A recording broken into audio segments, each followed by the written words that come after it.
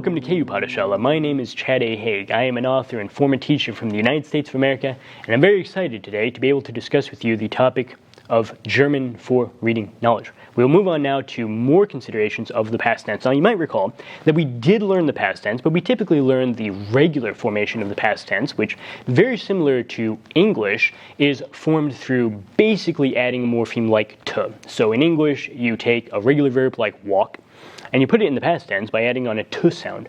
Now it's not the present tense I walked, but rather the past tense I walked. And you do have a class of verbs within German called the weak verbs, for which you have something like that, with the exception that it's not just the addition of to, it's also the personal endings. So we'll go ahead and review that very quickly now to see how that worked. If you have spielen as a great example of this, the verb to play, you have the past tense in the simple past tense form anyway of that as follows. You have ich spielte, in which you have the to morpheme to put in the past tense and the personal ending e to show that it's ich.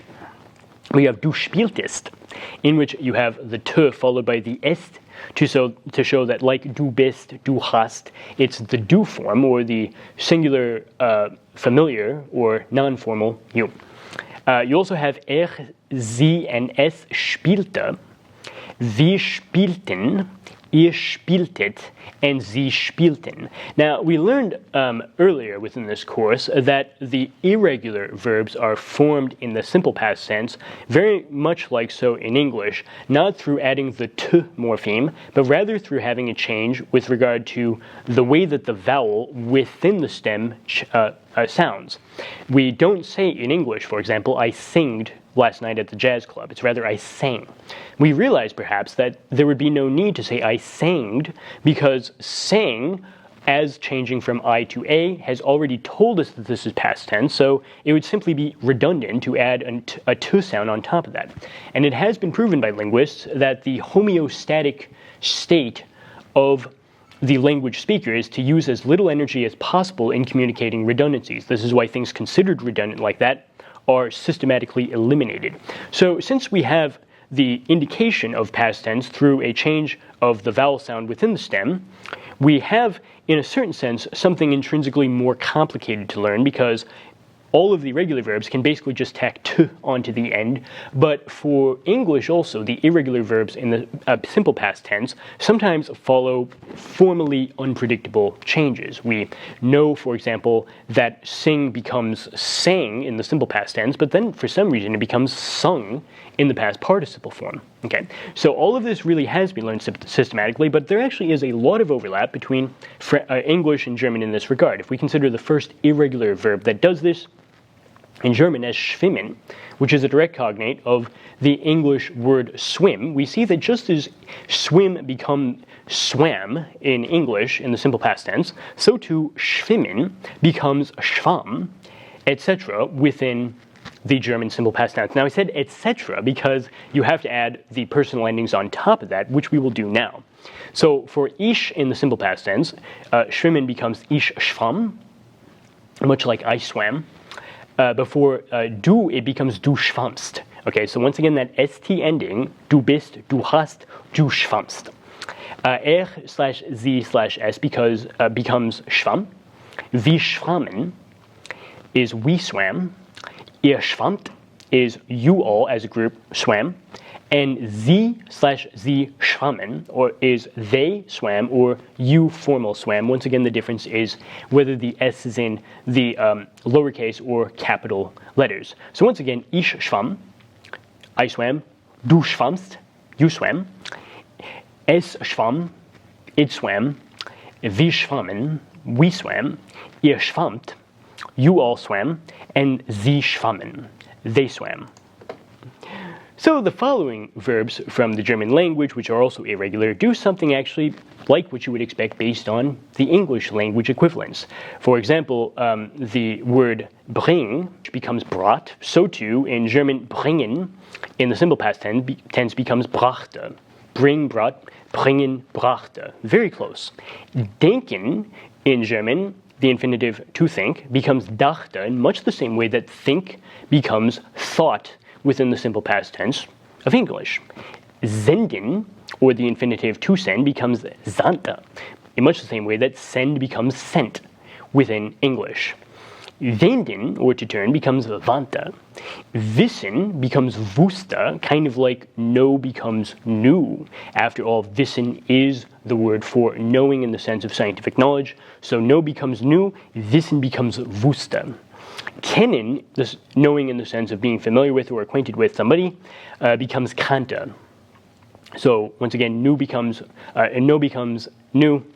Kennen becomes kannte. You can see it's really the same words, which are irregular in both languages in many cases.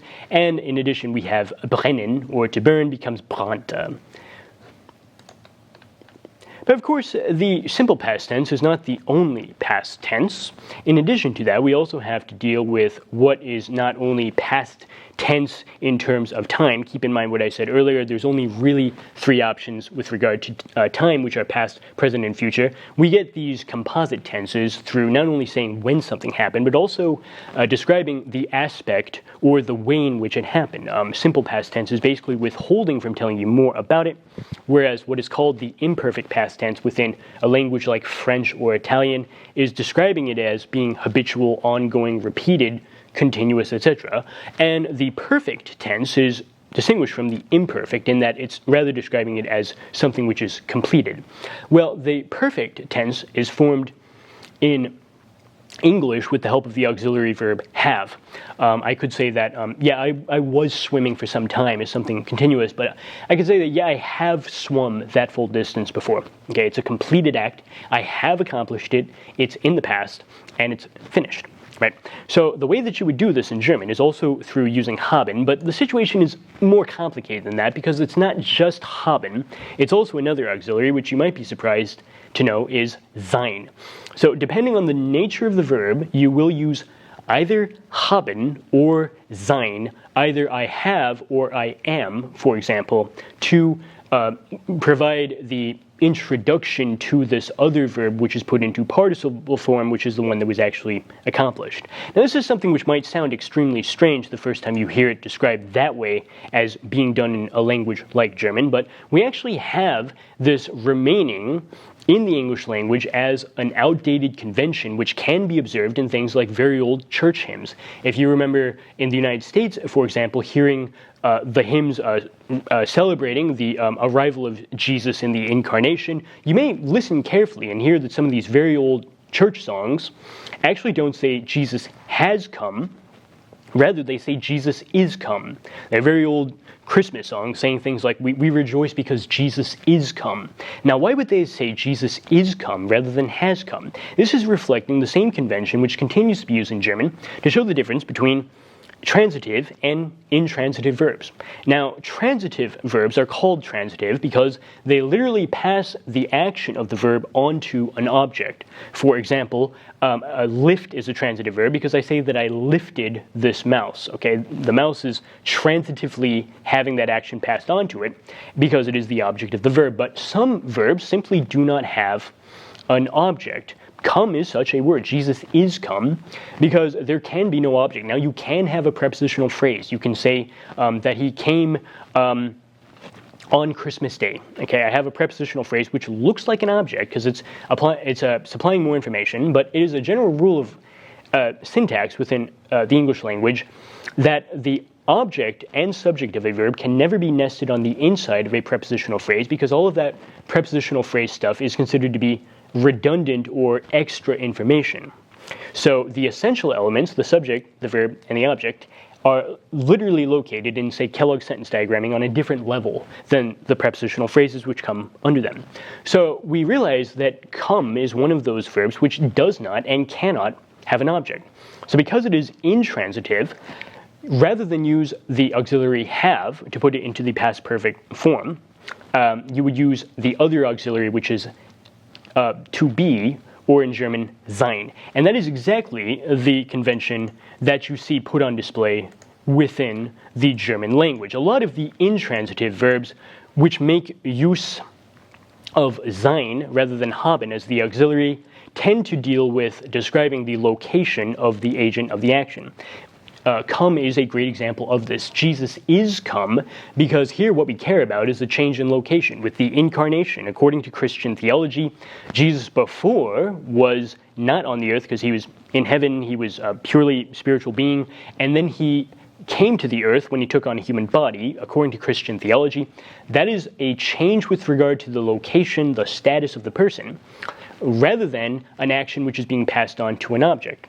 So the intransitive nature largely has to use the auxiliary sein, because we're literally talking about a change with regard to the agent himself or herself. Well, with more mundane examples than something very sublime like the incarnation, we can consider just the basic descriptions of movement within the German language, like, for example, a lady going into a store and then coming right back out again, as you see with the example on the screen. In German, nachdem sie in den Laden gegangen ist sie gleich wieder herausgekommen. Now, the syntax here is a little complicated, but for the moment, we'll just bear in mind that the two appearances of the verb ist are both functioning, in this case, as auxiliaries, which are helping to put these other verbs into the past perfect form.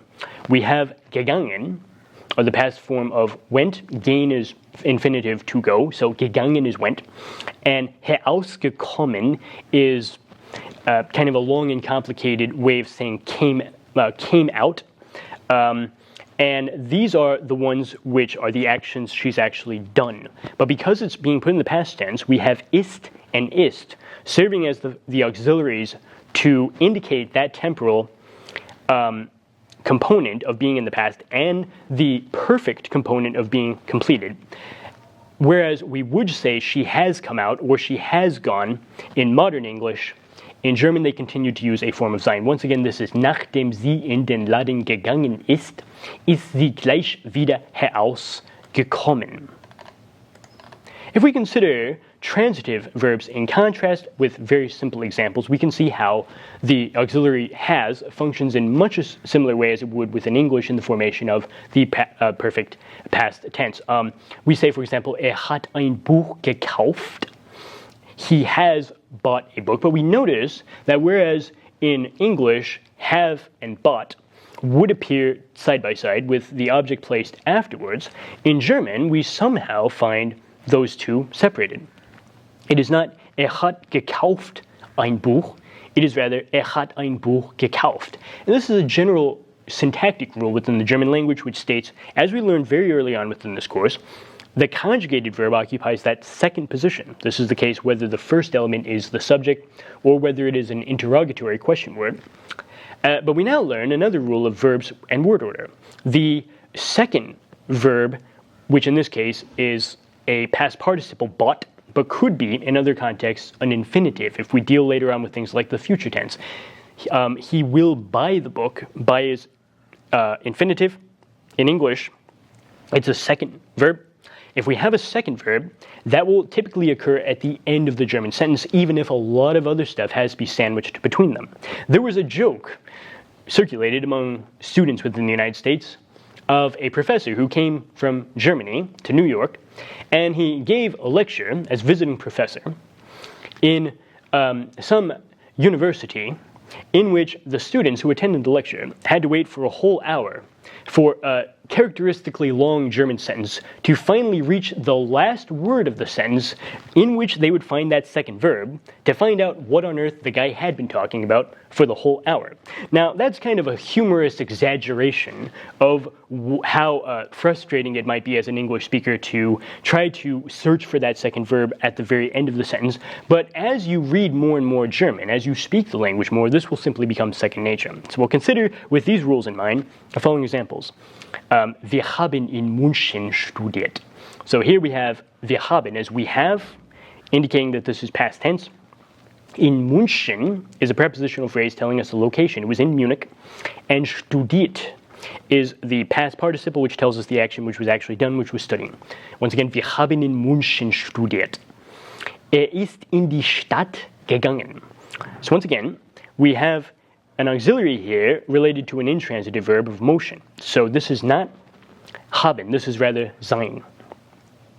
Wir haben, ist in die Stadt gegangen because here, in die Stadt, okay, is not telling us any sort of object. It is rather extra information about location for a verb which is basically incapable of having an object because it is intransitive. Ist in die Stadt gegangen. Now we have a question. Wann seid ihr nach Hause gefahren? So here we have the interrogative question we're at the very beginning. Seid, the conjugated verb in the second position, and gefahren, the participle at the end of the sentence. So once again, it might seem strange to see those verbs separated like this the first time you see it, but over time, this will come to seem more and more natural to you. So the funny thing about the perfect tense, for lack of a better word, that we've dealt with thus far, is that even though we might very informally call it the past perfect, it's actually not that. Formally, grammatically speaking, it's the present perfect. Now, the first time you hear that, you might think to yourself, oh, but that's impossible. Because if you say, I have gone to a certain place, I have done such a thing, I'm talking about something in the past. How on earth could you say that that's present perfect tense? Well, you have to look at the tense of the conjugated verb within the sentence to determine the tense of the grammatical form which you are using. And if you analyze that, you will see in those examples I just gave you that the auxiliary have is in the present tense. We know that because the past tense of have is had. And this is something which we also use, albeit more rarely, and this is the properly speaking past perfect tense. Now we say things in English, for example, like, I had already read that book before somebody gave it to me for Christmas again, so I got for a Christmas present a book which I had already read. The reason why we say had already read instead of have already read is because we were trying to emphasize that relationally between two different events which unfolded in time, one of them happened before the other. They both happened in the past. I received that book as a present on Christmas in the past, but I had already read it before that time. This is why you need a past perfect tense, properly speaking, rather than the present perfect tense, as useful as it might be for other contexts, alone. Now we'll consider how this looks within German rather than English. We know already that haben is put into the simple past tense with a form very similar to the English had. For or he, this would be hatte. And we can play around with this to try to put it in conjunction with the past participle for bought to say something like he had bought a book, as hatte ein Buch gekauft. Once again, hatte is the conjugated verb. It's in the simple past tense. Gekauft is the same regardless because it's a past participle, not conjugated as such to reflect person, number, and things like that. So hatte ein Buch gekauft is the past perfect tense of he had bought a book. But what about those intransitive verbs which have to use sein rather than haben? What would they do? Well, we already learned the simple past tense of sein all the way back at the beginning of this lecture series. We find for he, it is war in die Stadt gegangen. So gegangen, the past participle of gain or to go, is at the very end of the sentence. And the conjugated verb war in the past tense is in the second position with the subject first, and this prepositional phrase telling you where something happened sandwiched between. Once again, war in die Stadt gegangen. Now, one thing you have to be very careful about as you are reading German, as somebody learning the language for the first time, is just as in English, past participles are often used in conjunction with auxiliaries to form past tenses, they can also be used as adjectives. For example, I can treat the infinitive verb to close as a past participle by turning it into the past participle closed, and I can pair that with an auxiliary to say that, yeah, I have closed that window already 3 times today, but the wind keeps blowing it open again. I have closed it because I'm using it as a past participle, but I can also talk about a closed book. If something is a closed book, it might look like I'm using it there as a past participle in some sort of past tense along with an auxiliary, but I'm actually not doing that. I'm rather treating it as an adjective. And therefore, there's a tendency to have the risk to misunderstand something, especially in German, if you think it is being used one way when it's really being used another. To give you a concrete example, das Fenster ist geschlossen might look, at the first time you see it, like das Fenster, or the window, is the subject of that sentence. That ist is the conjugated verb of sein to indicate that it is an auxiliary, putting this in the past tense, and geschlossen is the past participle. But actually, that's not true. Here we simply have a statement of predication. I am treating geschlossen as just any adjective, just like saying the window is glass, the window is old, the window is ugly, the window is broken. Here, especially, we have another past participle functioning as an adjective, just like would be the case with close. Das Fenster ist geschlossen, once again, might look like a past participle and in some sort of past tense. It's actually being used as an adjective because of our ability to derive one part of speech from another within language. Similarly, we can put the participle as an more explicit adjective directly attached to the noun in cases like talking about a boiled egg. Here we don't even have a verb. We're just treating this as one unit, the boiled egg. Well, similarly in German, we can talk about ein gekochtes Ei. Similarly, you can simply talk about a noun without any, as you can simply talk about the sort of thing described by a past participle as a noun derived from an adjective without attaching it to any other noun. Now that might sound like a mouthful, but what I mean by that is rather than say something like the written book or the written word, in which written, the originally past participle from the infinitive to write, is being treated as an adjective. Instead, I can simply drop the book or the word and speak about the written. Well, the written is something which is very useful for expanding your mind and your consciousness. You should deal with the written a lot more often. It would be good for you.